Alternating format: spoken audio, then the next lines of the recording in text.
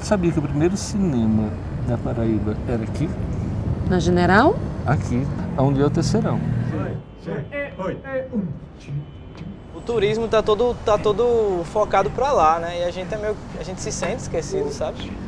Sempre pra praia é uma coisa mais, sei lá, Ali tá Miami, cara. um espaço maquiado, né? Pronto. Havana, tá. Miami.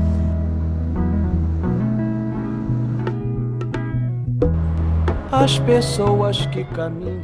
Olá, sou Caroline Oliveira, nascida em João Pessoa, na Paraíba, criada em Salvador, na Bahia, e nos últimos 17 anos tenho residido no Recife, que também me proporciona um fluxo constante à minha terra natal, que é João Pessoa, onde eu tenho as minhas fortes referências familiares, de amigos e também profissionais, em especial nas realizações audiovisuais, que é sobre o que a gente vai focar em especial nesse vídeo de hoje. A minha atuação profissional sempre foi muito fronteiriça entre a comunicação, as artes e o audiovisual. A minha formação é de jornalista, eu tenho também um mestrado em artes visuais. Eu comecei minha vida profissional praticamente num evento em Salvador chamado Mercado Cultural, que abrangia todas as linguagens.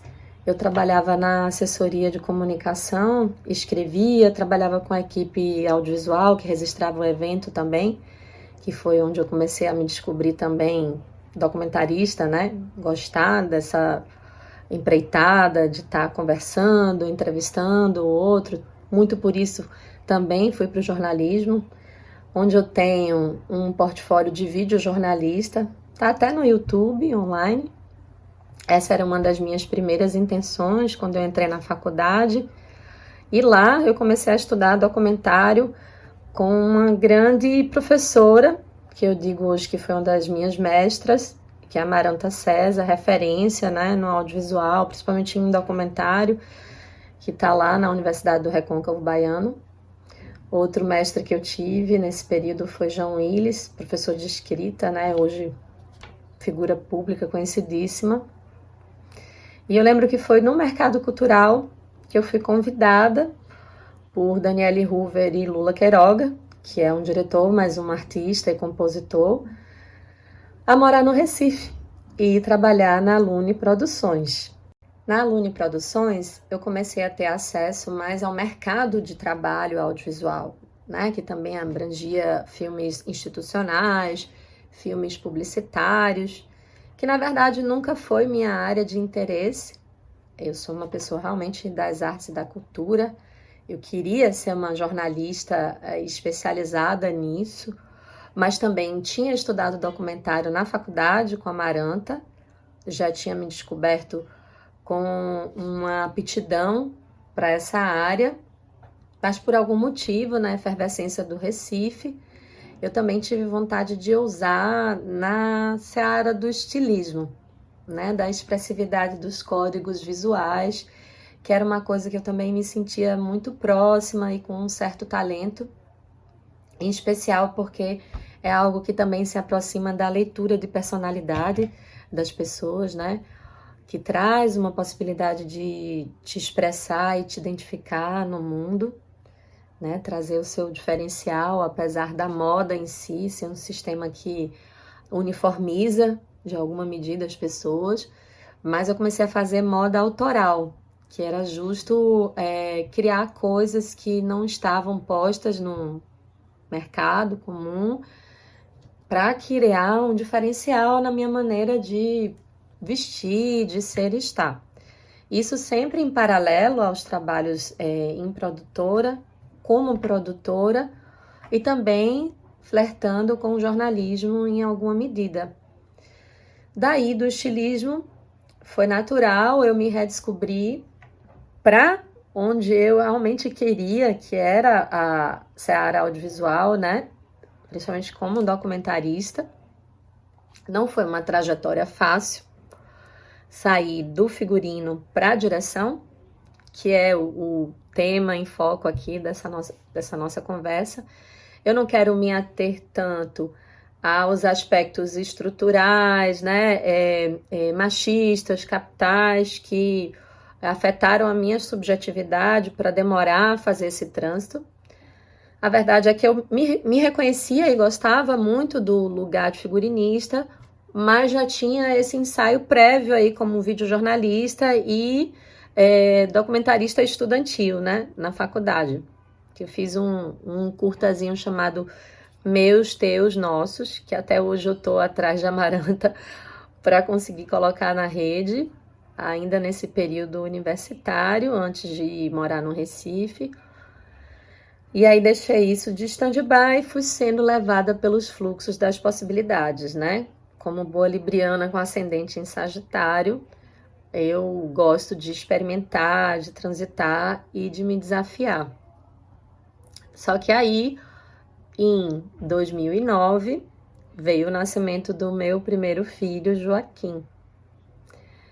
E aquilo foi um marco, né? Não só na minha vida pessoal, mas na minha percepção corporal, enquanto mulher, no sentido estético, de me entender envelhecendo, né? De me entender agora com outros referenciais, assim, estéticos. E também foi onde eu comecei a me perceber enquanto mulher num mundo muito patriarcal e desfavorável às atuações femininas, principalmente em posições de liderança. Naquele momento, a realização de coleções e atuação como figurinista não estava me bastando mais, nem tanto também como produtora de projetos culturais. Eu precisava partilhar as minhas experiências, as minhas sensações, e foi durante a gravidez de Joaquim e o pós-parto que o meu primeiro filme enquanto diretora foi sendo gestado, que se chama Invólucro. Apenas sei que o meu corpo é um eterno corpo a corpo com o mundo. Será que eu consigo achar o que eu procuro de mim ao olhar, ao sentir, ao filmar o feminino de outras mulheres? Eu me sinto jovem, eu gosto tanto de me sentir jovem, uma jovem, mas eu penso que eu não vou envelhecer não. Porque antigamente eu só namorava gatinhos, hoje em dia também, né? Não. Não gosto de homem mais velho de jeito nenhum. Então, Carol, foi no sertão da Paraíba? Uma boa cidade, muito ano passando. Eu saí com 15 anos, eu não aguentei a pressão. Eu vim morar com Suyame, de uma pessoa quando eu tinha 15 anos, porque eu não aguentei a pressão do machismo. E tu já era feminina? Por dentro era, mas não podia demonstrar jamais. É como se fosse, no nazismo, você falar que é judia. Eu tinha que ficar caladíssimo em silêncio. Se eu falasse isso, é uma coisa que eu só tinha em segredo comigo. Que é um trabalho que parte literalmente do meu umbigo, do meu corpo, porque foi o primeiro lugar, assim, que eu tive uma sensação de ter passado um trator, né? Tanto no sentido estético, quanto no sentido de tudo que eu vivenciei ali dentro, né? De ter um ser ali que se mexia e que me deixou imensa para o mundo, imensa para mim mesma, né? Um turbilhão de hormônios e tantas questões que vêm junto com o nascimento de um filho. E a primeira delas é que vem junto o nascimento de uma mãe e o nascimento de uma mulher, para entender que a gente gesta dentro de um sistema capitalista, que foi fundamentado na opressão da mulher, que foi fundamentado no colonialismo, né? E as mulheres foram sendo marginalizadas e confinadas em casa para poderem justamente perder a sua potência selvagem, os seus saberes, a sua união, a sua força. E esse lugar aí da maternagem, ele foi ficando muito difuso e confuso, principalmente com as primeiras ondas feministas. Então eu tive Joaquim num período que isso ainda estava sendo resgatado no Brasil, né? Eu nem gosto tanto dessa palavra, mas é a sensação que eu tenho, né? Eu não tive uma mãe atenta a essas questões, então não pude ter essa referência prévia. As amigas da minha faixa etária na época também não dialogavam tanto sobre, e existiam incômodos, né? Questões veladas que a gente não sabia nem nomear. Então, de certa forma, esse documentário foi um processo de elaboração disso tudo, e ele parte da busca justo de mulheres do meu universo afetivo que eu observava o ser, estar dos seus corpos no mundo, seus corpos em várias dimensões, e que tinham optado por não ser mãe, né? Que apesar de ser um lugar tão divino, tão abençoado, por outro lado, é uma função tão à disposição do sistema, de gerar mão de obra para o sistema capitalista, que está imbricado na opressão feminina. Bem, o invólucro não é tão verbalizadamente político, né? Essas questões estão encamadas em sutilezas, mas foi assim o meu primeiro pontapé para eu entender e para eu tomar coragem de ir para esse lugar, né, da contação das minhas histórias. Até então, dentro do documentário, que é onde eu me reconheço melhor, tanto pela minha trajetória prévia de jornalista, quanto por essa possibilidade de mediação com o real, né? E com a performatividade da vida cotidiana, de você colocar lentes sensoriais e de aumento para tantos fatos que se sucedem com uma certa irrelevância, digamos assim, e que o documental, não que ele esteja a serviço de registro do real, porque a partir do momento que a gente coloca uma câmera e media e tem o nosso olhar, há uma certa ficcionalização ali, mas é justo esse tipo de ficcionalização, né, de abertura para o que é de mais fenomenal da vida real e cotidiana que me interessa. Então, o invólucro foi esse pontapé, né, foi um processo de insegurança grande, até porque eu também tenho um companheiro que é cineasta e vinha de uma carreira muito bem sucedida com os filmes recentes dele. Eu lembro que o lançamento do invólucro, por coincidência, eu já estava grávida da minha segunda filha, Valentina.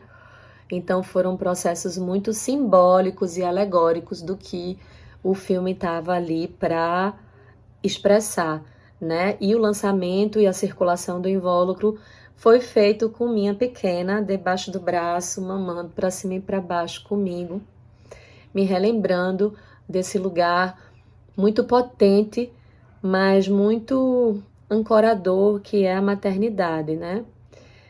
Então, depois daí, eu tive possibilidade de entrar no mestrado de artes visuais. Acho importante falar, porque é um marco na minha formação intelectual e também artística, porque o meu orientador é um grande artista, Marcelo Coutinho, se tornou um amigo e, acima de tudo, um mentor intelectual, e foi quem me apresentou o conceito de arte e vida, né?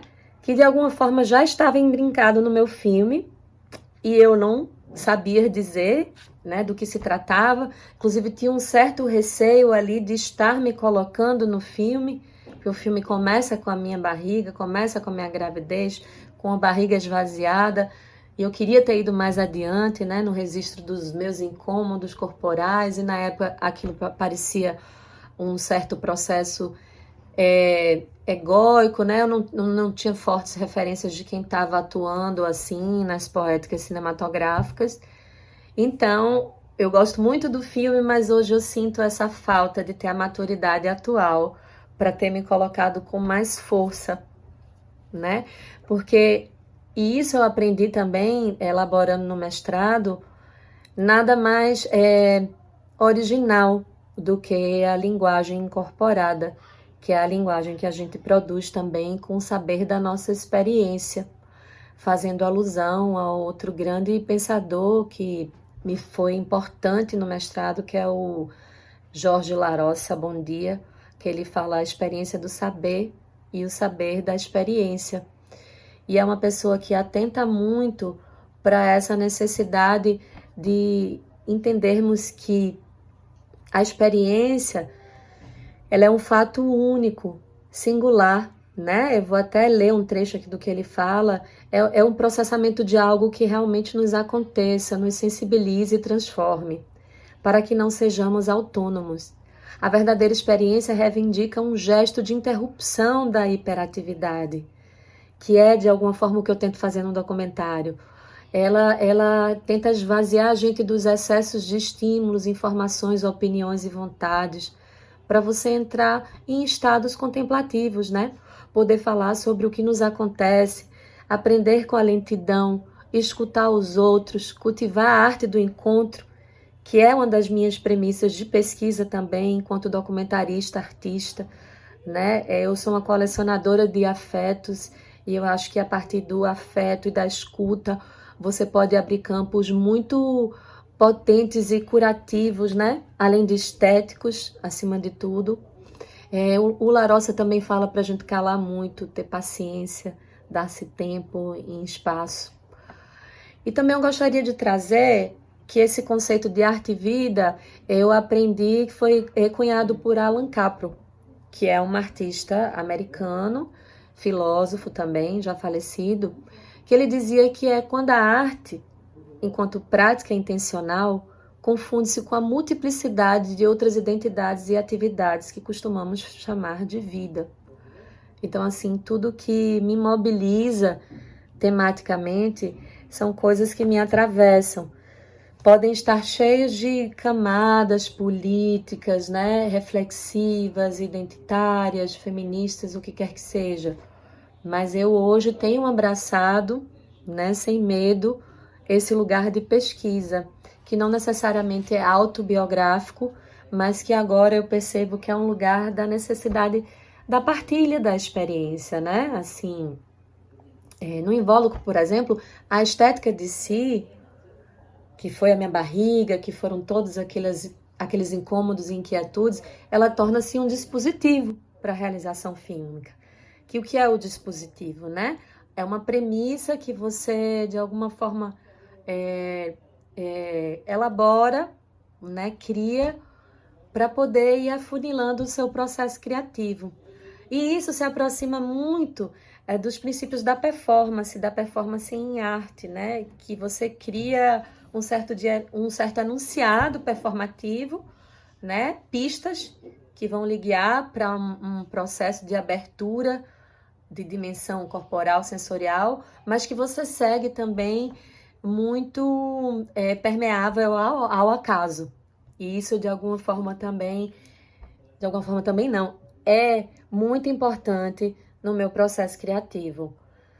Tanto que agora, pegando o gancho do segundo filme que eu estou para lançar, que é o documentário Miami, Cuba, ele parte da minha profunda inquietação de ter tentado retornar a João Pessoa, fazer a minha vida lá, né? Encontrar o meu pertencimento, que existe em alguma medida, mas eu não fui acolhida ainda como gostaria, profissionalmente, familiarmente, entre outras questões. E em conversas com outros amigos da época, pessoas também que eu nem tenho mais tanta relação hoje, eu comecei a me dar conta ainda mais de que sensação era aquela que eu tinha em relação ao centro da cidade de João Pessoa e a praia, né? Uma dicotomia muito marcante em relação a outras capitais. E eu sentia isso em especial por ter a vivência no Recife, por ter a vivência em Salvador, né? Por ter vivido também fora do país, em Miami e em Londres. Enfim, comecei a me indagar, né? Que rumos estava tomando o processo de urbanização, os modos de viver e ser na minha cidade, onde eu ainda tenho um sentimento de exilada, por maior amor que sinta por lá e pela minha ancestralidade e pelas relações que me tecem. Então, o Miami Cuba tem também um viés político, que é dar voz a alguns personagens que foram pesquisados ali no centro, né? Outros que eu fui encontrando no caminho, por um outro dispositivo que tracei para o filme, que são as derivas urbanas, de me permitir caminhar sem necessariamente uma meta final. Então, personagens foram sendo incorporados aí. E um fundamento assim também de realização era alugar um apartamento no edifício Presidente João Pessoa, que é o famoso 18º andar, que foi o primeiro arranha-céu da cidade. Então isso trazia mais uma camada de alegoria a esse processo. Eu vivi intensamente 6 meses frequentando essa localidade, além de trazer as minhas memórias de infância, que são ainda muito fortes, mas ao mesmo tempo, né, procurando lugares de reconhecimento nessa cidade atual. Enfim, o Miami Cuba é por aí, eu não vou contar muito porque a gente está para lançar o filme, mas é um documentário contemporâneo também, né, no sentido de, aqui eu estou citando a Mariana Baltar, de ser consoante com o paradigma das sensações e da cultura somática. Tem investido também numa força de expressão sensorial como forma de endereçamento da experiência, da realidade, das alteridades, porque enquanto eu estava vivendo esse processo, eu estava procurando me encontrar, né, e encontrar que cidade era essa, dentro de mim, para outras pessoas, num possível futuro, enfim.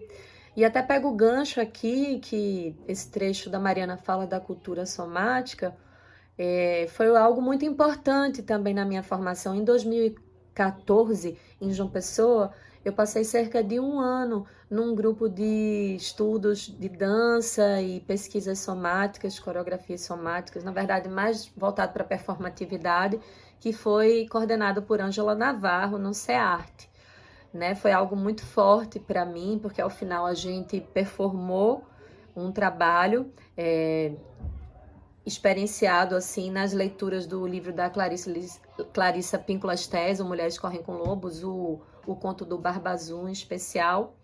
Também gosto de rememorar essa época, porque foi um período de frequência ao UFPB, até mesmo antes do mestrado, e aí eu conheci figuras muito expressivas e queridas, como Candice Didonné, que estava organizando tanto cursos quanto palestras na área de performance, e foi quando eu fui me aproximando dessa linguagem artística e entendendo que talvez ela, né, se conjugasse com o que eu fiz no invólucro, com o que eu tenho vontade de fazer em outros processos fílmicos, e que está ligada a essa questão da arte-vida, da estética da existência, que é um conceito também citado por Foucault. Então, as produções, as obras de arte-vida, elas investem no comum, no sutil e no sensório, focando na intensidade da experiência, sem elaborar significados, estreitando assim as fronteiras entre vida e ficção. Acho importante citar também que eu estou finalizando um curta financiado pela Aldir Blanc, que também é bastante fundamentado na arte-vida, principalmente nesse período pandêmico, no qual no primeiro semestre eu achei que eu ia sucumbir, minha subjetividade ficou bastante esgarçada, e em paralelo eu estava lendo o livro da Sofia Federici, que é uma pesquisadora intelectual italiana, que escreveu Caliban e a Bruxa, né? É um livro que trata sobre os processos de fundamentação do capitalismo, né, e da acumulação primitiva.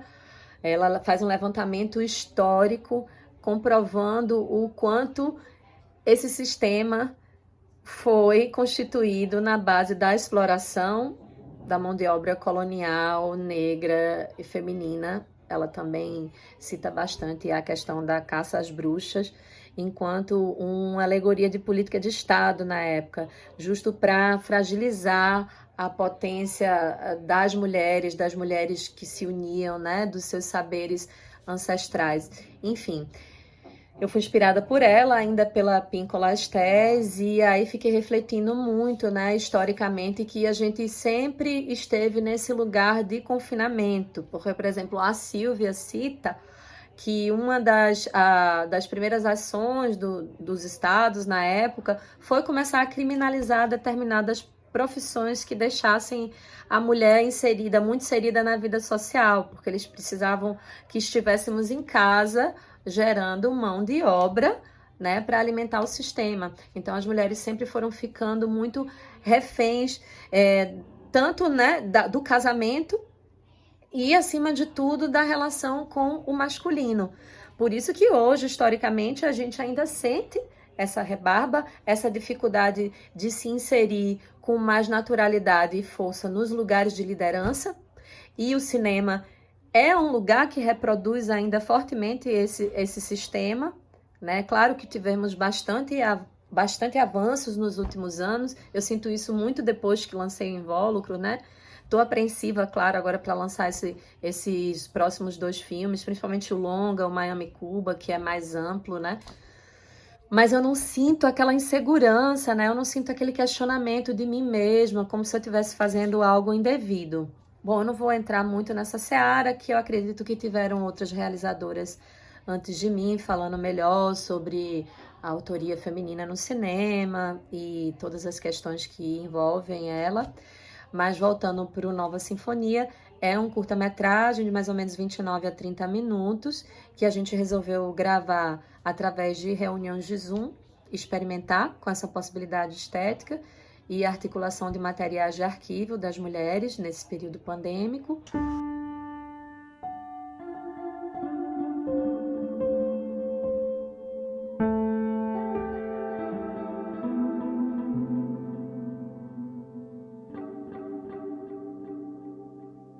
Ela precisava somente de uma sábia imagem interna, a qual pudesse se agarrar.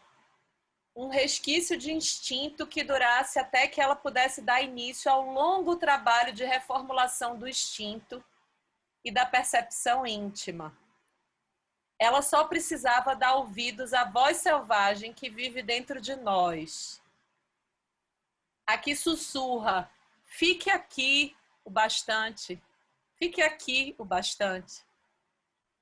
Fique o tempo necessário para reanimar a sua esperança, para renunciar às meias-verdades defensivas, para abrir caminho com precisão ou com violência. Fique aqui o suficiente para ver o quanto é bom para você, para se fortalecer, para fazer aquela tentativa que terá sucesso. Fique aqui o suficiente para completar a corrida.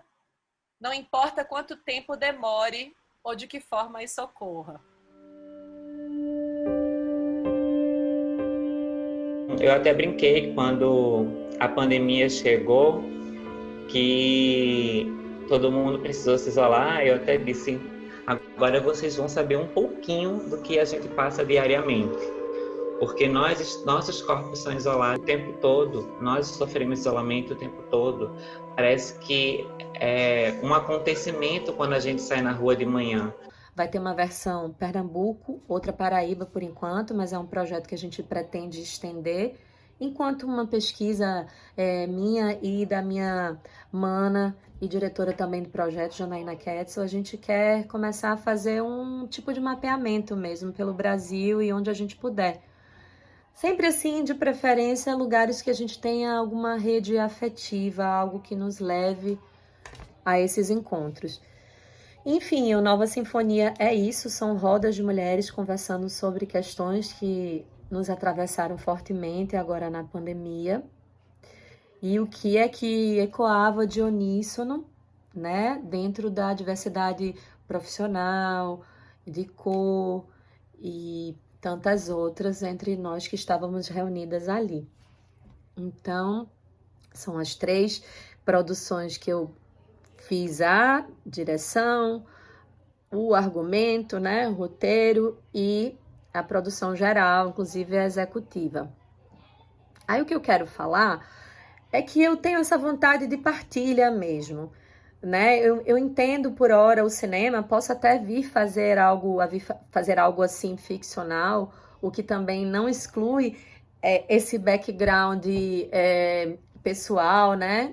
Autobiográfico que a gente termina trazendo nas obras, vide grandes mestres como Vardar, a obra-prima dela é As Praias de Vardar, Morangos Silvestres de Bergman, que é pura reminiscência de infância ali, enfim, não vou me estender muito sobre isso agora, mas eu quero terminar Lendo mais um trechinho assim do Bom Dia, e de repente a gente combina numa próxima conversa, né, ao vivo, de preferência, que eu tô sentindo muita falta de abraço, do fenômeno que é encontrar as pessoas em loco.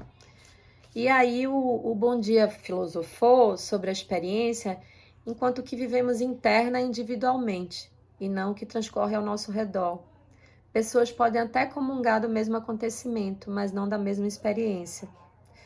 Algo que eu também falei de alguma forma antes, né? Como um saber encarnado, ela seria improvável de ser repetida, e sim apenas compartilhada. E é justo esse seu viés tangível que podemos encontrar manifesto nas obras de arte, pois, em sua maioria, estas são uma via passional e afetuosa da experiência sui generis de mundo de cada artista. E isso me representa muito, é como eu tenho me sentido até então. Espero ter conseguido partilhar um pouquinho da minha experiência pessoal, profissional, que acrescente em algo a você aí que está me assistindo. Muito agradecida ao convite de Sérgio. Eu tenho muito apreço por esse espaço aí no sertãozão da nossa Paraíba. E até um próximo momento. Axé.